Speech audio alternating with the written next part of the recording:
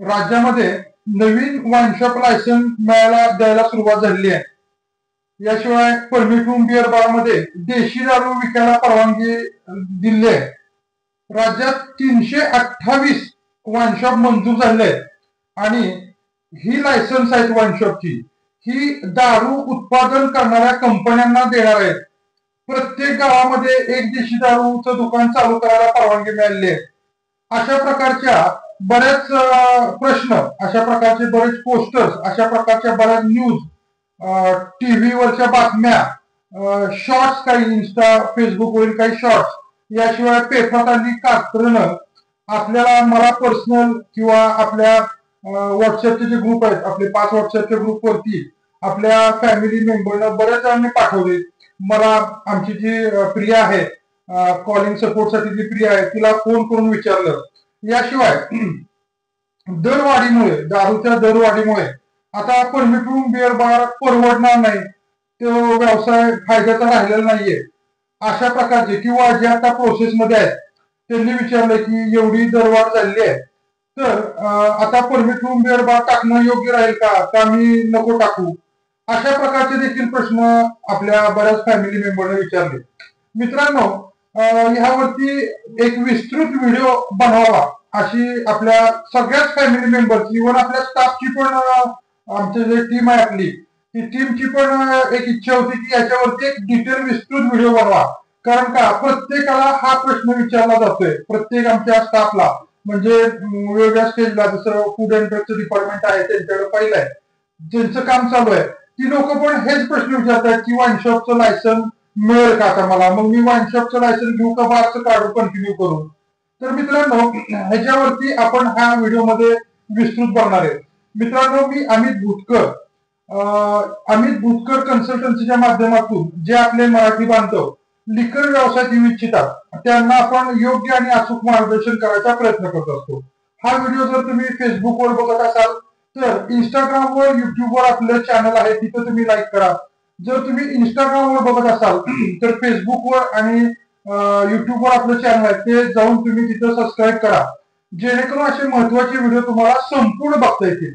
आता काय होतं, इंस्टाग्रामवर, फेसबुकवर व्हिडिओच्या टाइमला लिमिट आहे, तसं युट्यूबवरती ते लिमिट नाहीये. अगदी हा व्हिडिओ माझ्यामध्ये ज्या कोणाला ह्यामध्ये इंटरेस्ट आहे त्यांनी हा व्हिडिओ शेवटपर्यंत बघा. आणि सगळ्यांना मी विनंती करतो की माणसं व्ह्यूज भरपूर येत आहेत, परंतु माणसं लाईक करत नाहीयेत. व्हिडिओला लाईक करत चला. अगदी व्हिडिओ नाही आवडला, डिसलाईक करा, तरी पण मला कळतं की तुम्हाला आवडत नाहीये. कमेंट करा, जर काय आवडलं नसेल तर नक्की सांगा मला, डिसलाईक करा, कमेंट करा. जर आवडलं असेल तर लाईक करा आणि कमेंट मध्ये सांगा की काय आवडलंय किंवा काय सुधारणा असतील ते पण सांगा. तर मित्रांनो, आपण या व्हिडिओला सुरुवात करूया. या व्हिडिओमध्ये आपण हा निव्वळ युट्यूबसाठी मेनली व्हिडिओ बनवतोय, डिटेल मध्ये मी सांगणार आहे.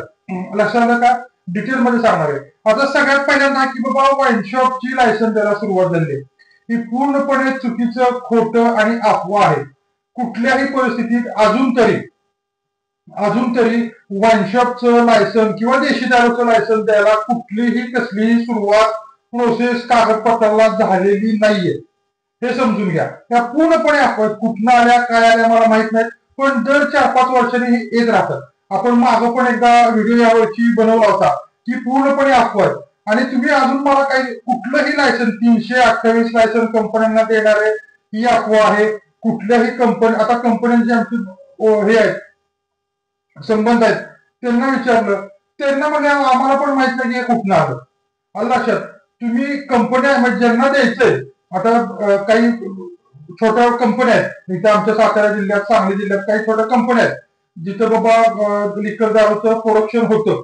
तिथल्या लोकांना, तिथली मालक लोक ओळखीचे आहेत, त्यांना विचारलं तर पूर्णपणे म्हणजे आम्हालाच माहित नाही की आम्हाला व्हॉट्सअप देणार. आता या पेपरवाल्यांना, न्यूजवाल्यांना कुठलं कळलं काय माहित, एवढं क्लिअर. एक्साइज वाल्यांना माहित नाहीये, कुठंच माहित नाही. मग वाईन शॉपचं लायसन, देशी दारूचं लायसन किंवा देशी दारू प्रत्येक गावामध्ये देणार आहेत, पूर्णपणे अफवा, खोट आहे. 328 लायसन, आता 328 हा आकडा कुठनं आला काय मला काय कळणार. किंवा परमिट रूम मध्ये देशी दारूचं लायसन विकायला परवानगी देणार आहेत. आता आमची परमिट रूम आहेत, म्हणजे ते आम्हाला परवानगी जर देणार असतील तर आम्हाला कळलं तरी असतं कुठतरी. मागं खूप वर्षापूर्वी एकदा झालं होतं, त्यावेळेस ते नंतर माझ्या मते हाणून पाडलं होतं आपले नेते कोण असो, तर हाणून पाडलं त्यावेळेस त्यांनी तुमच्या स्टोअर मध्ये त्यासाठी वेगळी जागा पाहिजे अशी नियमावली काहीतरी आणली होती.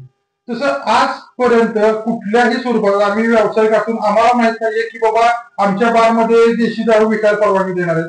त्यामुळे ते देखील चुकीचं आहे. किंवा प्रत्येक गावामध्ये बिअर शॉपी सॉरी देशी दारू दुकान देणार आहे, ते पण चुकीचं आहे. आता सगळ्यात महत्वाचा आणि आपण डिटेलमध्ये ज्याच्यावर चर्चा करणार आहे तो प्रश्न म्हणजे दारूच्या दरवाढीमुळे परमिट रूम बिअर बार मध्ये दारू विकणे आता परवडणार नाहीये किंवा आता हा धंदा आता प्रॉफिटचा राहिलेला नाहीये. आता जो 10% व्हॅट भरावा लागणार आहे तर त्यामुळं आता व्यवसाय परवडणार नाहीये. माणसं वाईनशॉप मधनं दारू आणून बाहेर पितील, घरात पितील, गाडीत बसून पितील, रानात जाऊन पितील. अशा प्रकारच्या बऱ्याचशा न्यूज किंवा अशा प्रकारचे बरेचसे फोन चर्चा क्वेश्चन्स विचारले जातात. तर मित्रांनो हे समजून घेण्यासाठी आपण थोडासा इतिहासात जाऊया. आणि हा जो व्हिडिओ बनवतोय हा एक बार मालक ना की दारूचा ग्राहक, दारू विक्रेता या नात्याने व्हिडिओ बनवतोय, लक्षात घ्या. ना की दारूचा पिणारा या नात्याने नाही बनवत, म्हणजे ग्राहक या नात्याने नाही तर विक्रेता या व्ह्यून बनवतोय. ग्राहक या व्ह्यून नाहीये. तुम्ही जर ग्राहक या व्ह्यून बघत असाल तर हा व्हिडिओ तुमच्यासाठी नाहीये. जर तुम्ही ग्राहक दारूचा ग्राहक म्हणून बघत असाल तर नाहीये. दारू विक्रेता आहात किंवा फ्युचर मध्ये तुम्हाला दारू विक्रेता व्हायचंय तर हा व्हिडिओ तुमच्यासाठी माहिती पूर्ण नक्की ठरेल, लक्षात घ्या. तर आता मेन व्हिडिओ सुरुवात करूया की सगळ्यात महत्वाचं काय की दारू दरवाढीमुळे आता दारू व्यवसाय करणं परवडणार नाहीये किंवा हे राहिलेलं नाहीये. एक मिनिट.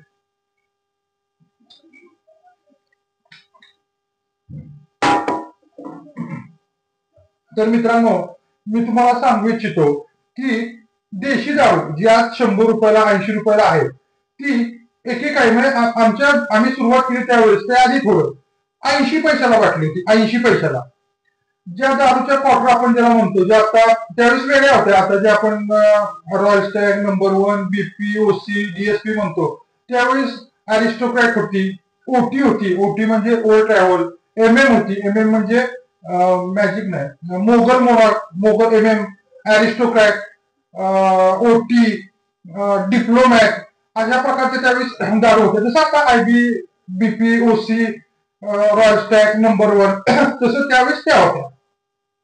त्याची एमआरपी त्यावेळेस 8 रुपये, 10 रुपये, 12 रुपये अशी होती. याशिवाय बिअर पण 7 रुपये, 8 रुपये, 14 रुपये, 15 रुपये अशा बिअर होत्या. ज्याच गोष्ट जुन्या सांगत नाही. आम्ही ज्यावेळेस आलो होतो म्हणजे 1995 96च्या आम्ही तुम्हाला साधारण दर सांगतोय. झाले एक 30-25-30 वर्ष झाले. पण या 25-30 वर्षामध्ये ती 10 रुपयाची बाटली 200 रुपयाला गेली आहे. म्हणून कुठं सेल कमी आलाय का मला सांगा. कुठं सेल रुपया 2 रुपयाला मिळणारी देशी दारूची बाटली 100 रुपये झाली म्हणून काही देशी दारूचा सेल कमी आलाय का, कुठेही कमी आलाय का मला तुम्ही सांगा. आणि हे मी बघितलेलं सांगतोय. ह्याच्यापूर्वी जर तुम्ही आधी गेला तर आता महाबळेश्वरला आमच्या मित्राची वाईन शॉप आहे मेन सिटीमध्ये, ती लोक सांगतात त्यांच्याकडे, आता हे मी बघितलेलं नाहीये, त्यांच्याकडे पूर्वी दारू बॅरल मधनं यायची श्रीपूरवरनं, जी गोवाजीन डॉक्टर ब्रँडी आहे किंवा टँगो पॉइंट, सकू संत्रा ह्याचं जे मेन आहे. म्हणजे त्यांनी आता तो ब्रँड विकला, कलानी साहेबांनी घेतला तो. पण आगाशे साहेब ज्यांची श्रीपूरला दारूची उसाचा कारखाना म्हणजे साखर कारखाना आणि दारूची कंपनी आहे, ज्ञानेश्वर आगाशे, तो पण त्यांनी आता ते झालं काय ते जाऊ दे. पण तिथून महाबळेश्वरला बॅरल वरनं जे छोटे घोडे असतात ना, त्याला काय म्हणतात आपण, शिंगरू वगैरे काहीतरी म्हणतात माझ्यामध्ये, गाढवापेक्षा मोठे आणि घोड्यापेक्षा छोटे असतात बघा, तसल्यावरती बॅरल मधनं श्रीपूर म्हणजे तुमचं सोलापूर जिल्ह्यामध्ये आहे, फॅक्टरी आहे दारूची. तिथनं डॉक्टर ब्रँडी म्हणा, गोवाजीन म्हणा, टँगो पंच म्हणा, सकू संत्रा म्हणा, देशी दारू म्हणा, हे दारू त्या शिंगरूवरनं त्यांच्या वाईनशॉपला यायचे आणि त्याच्याबरोबर पोलीस बंदूकधारी सिक्युरिटी असायची. त्याला एस्कॉर्ट म्हणलं जातं. आज पण एस्कॉर्ट चालू आहे.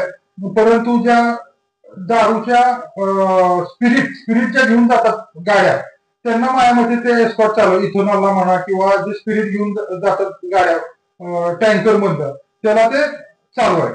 असो तर पूर्वी दारूवरती त्यावेळेस दारूवरती एमआरपी पण नव्हती. दारूवरती एमआरपी नव्हती. लक्षात घ्या, ती एमआरपी आल्यावर पण माणसं असंच म्हणली की बाबा आता हे एमआरपी आली, आता धंदा परवडणार नाही, कसं परवडणार, माणसं किंमत पाहणार, वाईनशॉप मध्ये घेणार, आम्हाला कसं ठेवायला जमणार. बघा, एमआरपी नव्हती, बॅच नंबर नव्हता, दारूच्या बॉटलवर एमआरपी नसायची. आता जी काय आपण लगेच एमआरपी बघतो ती एमआरपी नसायची. मग आता शिवसेना सरकार आलं तर त्यांनी ते एमआरपी वगैरे बाकी बॅच नंबर वगैरे केलं. कुणा सरकार होतं मला एवढं आठवत नाही, आपण ते त्यात काय पडायचं नाही. परंतु एक समजून घ्या की एमआरपी नव्हती. लक्षात घ्या, मग ते एमआरपी आल्यावर काय म्हणले माणसं असं. आता मग माणसं एमआरपी बघून घेणार म्हणजे वाईनशॉप बंद केला, आमच्या बाळामध्ये येणार नाही, कोण आमचं चालणार नाही, धंदा बंद पडले का धंदे? अजिबात नाही. व्हॅट आला वेगळा होता. पूर्वी व्हॅट आता व्हॅट फर्स्ट पॉईंटला गेलाय. फर्स्ट पॉईंटला म्हणजे कसा, एमआरपी गुणिले 40 भागिले 140. मग एमआरपी वरती जो काय 40 म्हणजे आता 40% व्हॅट आहे दारूला. हा, एमआरपी गुणिले 40 भागिले 140 म्हणजे जो काय टॅक्स एमआरपी वरती व्हॅट आहे तो कंपनीतनच माल बाहेर पडताना भरून घेतला जातो. फर्स्ट पॉईंटला गेलाय. मागे एखादा व्हिडिओ मध्ये सांगितलं होतं, औषधांना आणि दारूला दोन्हीला फक्त आपल्या महाराष्ट्रामध्ये दोन्हीचा व्हॅट, दारूला जीएसटी नाहीये, दोन्हीचा व्हॅट फर्स्ट पॉईंटला गेलेला आहे. ओके, जीएसटी दारूला नाहीये, दारूला पेट्रोलला जीएसटी नाहीये, आणि व्हॅट फर्स्ट पॉईंटला दारूला आणि औषधाला फर्स्ट पॉईंटला व्हॅट. तर एमआरपी वरचा व्हॅट कंपनीतून ज्यावेळेस माल बाहेर पडतो त्यावेळेस संपूर्ण कापून घेतला जातो. ठीक आहे, तर तो फर्स्ट पॉईंटला गेला त्यावेळेस पण हीच ऑर्डर झाली की आता बघा, मग ते पूर्वी कसं असायचं किंवा मी 100 रुपयाचा माल घेतला त्याच्यावरती मला 10 रुपये व्हॅट भरावा लागला. ओके, मग मला कंपनीचं बिल येताना यायचं की मी 100 रुपयाची दारू घेतली त्याच्यावरती 10 रुपयाचा टॅक्स लागला. ठीक आहे, मग मी पुढे बिल फाडणार, मी दुसऱ्यांना माल देईल, तर तो मी 150 रुपयाचा समजा तो माल मी विकला, मग 150 रुपयावर मी 15 रुपये व्हॅट त्यावरून घ्यायचो. आणि नंतर 3 महिन्याच्या शेवटी किंवा 6 महिन्याच्या शेवटी किंवा त्या वर्षाच्या शेवटी मी काय करायचो, VAT collected and paid account एक वेगळं करायचं. त्यामध्ये व्हॅट पेड अकाउंट, पेड किती केला मी 100 रुपयावरती 10 रुपये केला. ओके, कलेक्ट किती केला 150 रुपयावरती 15 केला. म्हणजे मी पेड केला 10, कलेक्ट केला 15, यातला डिफरन्स राहिला 5. हे 5 रुपये मी व्हॅट भरायचो, असं होतं. मग कंपनी ह्यामध्ये लिकेजेस भरपूर होते. मग सरकारनं काय केलं, हा फर्स्ट पॉईंटला नेला. त्यावेळेस पण अशीच बोंब झाली, अरे डायरेक्ट 40% आमच्याकडून घेतला. मग कसं, हा ऍक्च्युली लक्षात घ्या, मी मगाशी सांगितलं हा व्हिडिओ मी दारू विक्रेता या नात्याने बनवत आहे. तुम्हाला काहीच फरक पडत नाही. तो फरक कुणाला पडला, पिणाऱ्याला पडला. तो बाहेर कुणाच्या खिशावर गेला, पिणाऱ्याच्या खिशावर गेला. दरवाढ झाली, तुम्हाला काय मिळालं, उलट तुम्हाला पर्सेंटेज मधलं मार्जिन वाढून मिळालं. बाहेर कुणाच्या खिशावर पडला, जो पितो त्याच्या खिशावर बाहेर पडला. तुम्हाला काय, कोणी दरवाढ झाली म्हणून एकाही माणसानं दारू जर सोडली असेल तर त्याचं मला नाव सांगा. जरूर अख्ख्या महाराष्ट्रात नाही, अख्ख्या भारतातलं मला नाव सांगा की बाबा आज दरवाढ झालीये, मी दारू प्यायचं बंद केलं. आहे का कोण असा? कोण जर असेल तर मला नक्की सांगा, जरूर सांगा. अगदी चॅलेंज करतो मी, एक सुद्धा माणूस सापडणार नाही. ठीक आहे, आणि परवडणार नाही हॉटेल अजिबात नाही, हे सगळे थोतांड आहेत.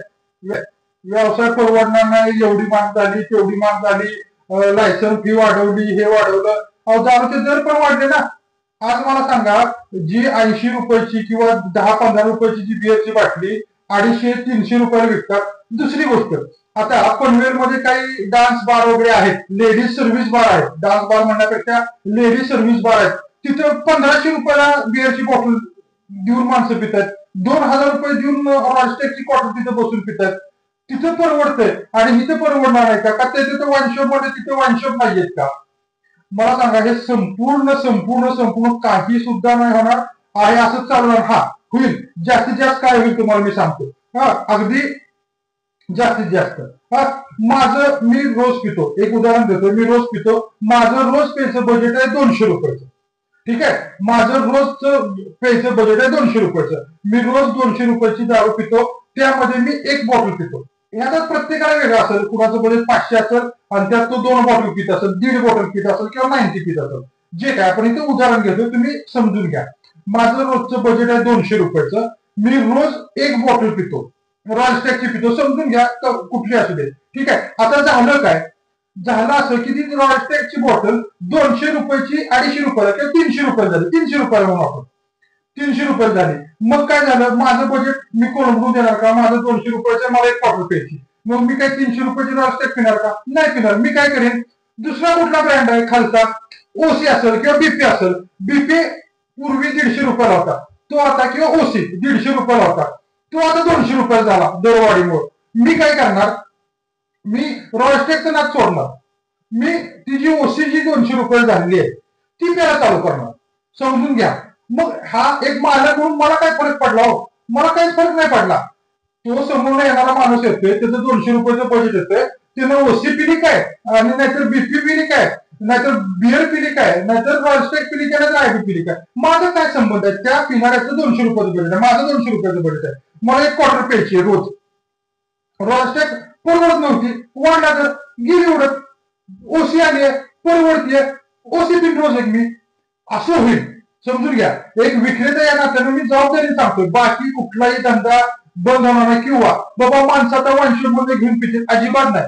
ज्याला वाईनशॉप मध्ये घेऊन पहिली गोष्ट आपल्या महाराष्ट्रात किंवा आपल्या नॉमिनल कॉमन 75% लोक घरी नेऊन पित नाहीत. बरे घरी माहित असू दे, व लहान मुलं आहेत, आई वडील आहेत, माहित आहे, पण मी घरी जाऊन पित नाही. वडिलांच्या देखत किंवा आई वडिलांच्या देखत पियचं किंवा मुलांच्या देखत प्यायचं नाही मला शोभत आहे. मी सांगतोय तुम्हाला, ठीक आहे, म्हणून मी पित नाही. मग काही जण वाईनशॉप मधनं घेतील आणि गाडीत बसून पितील, शक्य आहे, पण खूप कमी, एकदा दोनदा पितील. ज्यांना बार मध्ये यायचं, एक बाबा फोडायचं, ग्लास घ्यायचं, सोडा घ्यायचा, सिगरेट घ्यायची, कोल्ड्रिंक घ्यायचं, स्नॅक्स खायचं, बाबा चिल्ली असेल, मंचुरियन असेल, कबाब्स असतील, त्यांना जी सवय ती तेच करणार.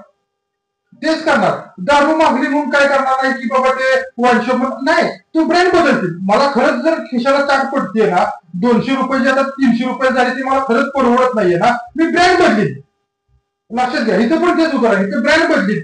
परंतु ते वाईनशॉप, ज्याला वाईनशॉप मध्ये घ्यायची सवय आहे, आता काही माझे मित्र आहेत, गाडी मोठे, त्यांना बार मध्ये पण जाऊन त्यांना ओळखीचं असेल, जे काय असेल ते असेल, ते त्यांची मोठी गाडी आहे, ते इव्हन ते असं पण नाही की बाबा ते वाईनशॉप म्हणतात, ते बार मधनं पण घेतात, पण गाडीत बसून पितात. त्यांच्या गाडीमध्ये इव्हन डिक्कीमध्ये खुर्ची बिर्ची पण असते, छोटा टेबल त्यांनी मागवलेला आहे अमेझॉनवरनं. तुम्हाला फोटो पाठवेल मी पण त्यांच्या बरोबर एक दोन वेळा गेलो होतो, तर आम्ही कास बीच साईडला, तर टेबल खुर्ची टाकून त्यांना असं बसायची सवय. अगदी चांगले मित्र आहेत. तर त्यांना वाईनशॉप मधनं घेऊन बाहेर प्यायची सवय, म्हणजे घरी पण नाही, बार मध्ये पण नाही. मग ते वाईनशॉप मध्ये घेऊन बाहेर बसून पितात, गाडीत बसून पितात, किंवा बार मधनं पण घेतात. पैसे हा मॅटर नाही तिथं. विषय आहे काय बाबा, बार मध्ये पण नाही प्यायचं, घरी मध्ये पण नाही प्यायचं. गाडीमध्ये पितील, बाहेर कुठतरी जाऊन साईडला गाडी लावतील, तिथं बसून पितील. ज्याला जी सवय आहे ती मोडणार नाही. थोडक्यात आपल्याकडे म्हणायची, त्याची खोड मेल्याशिवाय मोडत नाही. तसंच आहे ते. लक्षात, ज्याला वाईनशॉप मधनं घेऊन घरी आणून प्यायची तो घरी आणून पिईल, ज्याला वाईनशॉप मधनं घेऊन गाडीत बसून प्यायचे, किंवा एक सार्वजनिक ठिकाणी काही ठिकाणी बघतो आपण, आता मला प्यायचे, पैसे वाढले, पण मी कधीच बाबा कुठेतरी वाईनशॉप मधनं घेतली, कुठेतरी गेलो कोपऱ्यात, टॉयलेट मध्ये बाटल्या राहतात. जाणार आहे का आपण टॉयलेट मध्ये बाटल्या, दारू थिएटरच्या किंवा तुम्ही एसटी स्टँडवर कधी टॉयलेट मध्ये गेला तर तिथे मोकळ्या बाटल्या तिथे पित असतात. त्या कॅटेगरीची लोक असतात, ते आपलं गिराईक नाहीच आहे. लक्षात घ्या, आपलं गिराईक आपल्यालाच राहणार आहे, कुठेही जाणार नाहीये. ती दरवाढ किती बी उद्या, त्याच्या खिशाला तो बुरदण पडणार आहे, तो ब्रँड बदल. जे खालचे ब्रँड होते 90-100 रुपये एमआरपीचे ब्रँड होते, ते वाढून 100, 125, 150 आले. 150चे होते ते 200-250 ला गेले, 200-250चे होते 300-400 ला गेले. तुमचा ब्रँड तो तुमच्या आवाकाच्या बाहेर गेला. बीएमडब्ल्यू मला नाही परवडत, म्हणून काय मी गाडी चालवायची नाही का? इनोवा परवडली, इनोवा घेतली. बीएमडब्ल्यू नाही परवडत का मी बीएमडब्ल्यू चालवायची म्हणून मी काहीच घेत नाही. तसंच आहे ते. मला रॉयस्टर नाही परवडला, मला उलट घ्या ब्लॅक डॉग नाही परवडत आहे, जॉनी वॉकर नाही परवडत आहे, म्हणून काय मी पेची बंद करणार नाही. आज रॉयस्टर नाही परवडायला हवा, किंवा मी रॉयस्टरचं नाव घेतोय म्हणजे एक उदाहरण देतोय. कुठल्याही कंपनीला आपल्याला प्रमोट पण करायचं नाही किंवा खाली पण दाखवायचं नाही, ठीक आहे. तो नाही परवडला, दुसरा ब्रँड घेतला, ठीक आहे. तर मला सांगायचं एक समजून घ्या, तर दारू व्यवसायावर कुठलाही परिणाम होणार नाहीये. सेकंड थिंग, कुठलीही नवीन लायसन निघणार नाहीये, कुठलीच नाही. कुठल्याही दारू किंवा बार मध्ये देशी दारूचं विक्रीला परवानगी कुठल्याही स्वरूपात मिळणार नाहीये. निदान आता तरी सध्या तरी असं काही सुद्धा होणार नाहीये. मित्रांनो, आतापर्यंत जर तुम्ही व्हिडिओ बघत असाल तर नक्की मी तुम्हाला सांगतो की नक्की लाईक करा. अशा प्रकारची माहिती गोळा करायला, व्हिडिओ बनवायला सांगायला आमचा वेळ कष्ट माहिती गोळा करायचं असतं जातं आम्हाला तुम्हाला लाईक करायचे काही पैसे पडत नाहीत किंवा तुम्ही लाईक केलं म्हणून मला पण काही पैसे मिळत नाहीत एक स्फूर्ती मिळते की बाबा आपल्याला कुठेतरी कन्सिडर केलं जातंय आपल्या प्रयत्नांना कोणतरी बाबा शाबासकी देतंय म्हणून लाईक करा नसेल आवडत डिसलाईक करा सांगा कमेंट करा की नाही आवडलं चुकीचं सांगितलं ते पण कळू द्या मला तर हा व्हिडिओ आपण खूपच मोठा झाला माझ्या मते थांबूया माझे सगळे पॉइंट क्लिअर झालेत हा अशा परिस्थितीमध्ये दारू व्यावसायिकांना काय करावं एक दारू व्यावसायिक ठीक आहे काय होणार ना ठीक आहे दारू व्यावसायिकांना अशा परिस्थिती काय करावं तर आम्ही तर ह्या गोष्टीला चान्स समजतो दर 2-3 वर्षांना असा काहीतरी चान्स येतो आता कोविड मध्ये भरपूर पैसे छापून झाले आता छापाना पैसे जे जे आमच्या नेटवर्क मध्ये आता मागच्या महिन्यात तुम्ही बघित असेल आपले भरपूर बार आले जे आमच्या नेटवर्क मध्ये आले ज्यांनी काय केलं काय करू काय होणार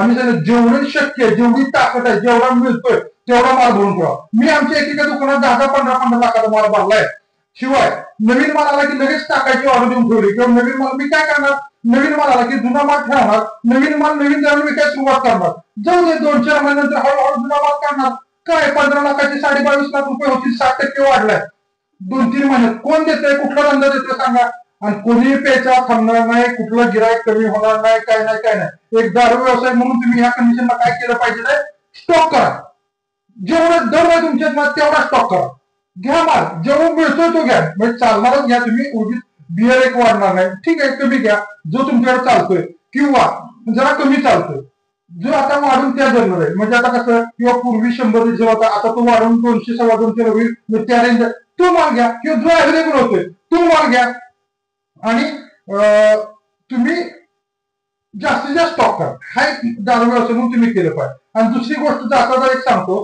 की दारू व्यवसायिकांना कधीच सरकारशी परिस्थिती झगड्यात जाऊ नका परिस्थितीशी वाकडं घेऊ नका उलट जी काही परिस्थिती आली आहे त्या परिस्थितीशी हे घ्या मिळतं जुळतं घ्या लक्षात घ्या अजिबात ते बाबा हे असं झालं ते तसं झालं त्याची झगड्याला जाऊ नका त्याच्याशी वाकडं घेऊ नका तर जी काही परिस्थिती आली आहे त्यातनं मिळतं जुळतं घेऊन आपला नफा कसा वाढेल आपला धंदा कसा वाढेल हे बघा एवढंच मी जाताना सांगतो आणि परत एकदा सांगतो की ह्या व्हिडिओला जरूर लाईक करा आवडला असला तर नसला आवडला डिसलाईक करा कमेंट करा आणि जर आवडला असला तर आपल्या इतर मित्रांच्या बरोबर फॅमिली मेंबर बरोबर व्हॉट्सअप ग्रुप मध्ये जरूर शेअर करा तिथेच व्हिडिओ थांबवतो जय हिंद जय महाराष्ट्र